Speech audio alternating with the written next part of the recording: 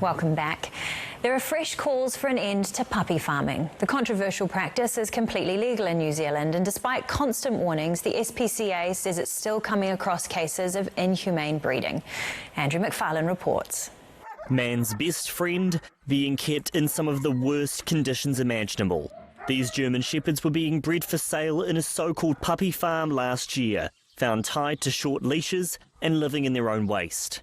While they're safe and happy now, welfare experts say their story is all too common. There's many out there, and it's a case of tracking them down, and we will do what we need to do to make sure we get the right animal welfare outcomes for those animals. There's no legislation outlawing puppy farms in New Zealand, meaning they can still legally operate as long as they meet animal welfare standards.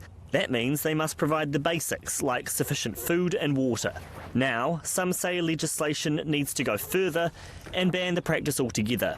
An online petition from the Helping You Help Animals Charitable Trust has garnered almost 15,000 signatures, and it's got the backing of some of the country's top vets. Generally, it's something that we're aware of. It happens in not just in New Zealand, but in other countries as well. And people who are involved with animal welfare certainly have concerns when we are worried about puppies coming from these sources. The SPCA says it's hard to know how many are operating here, and it relies on people reporting dodgy breeders. Often when someone's adopted a puppy and they realise it's not quite right, that's when often they will get a call and check it out.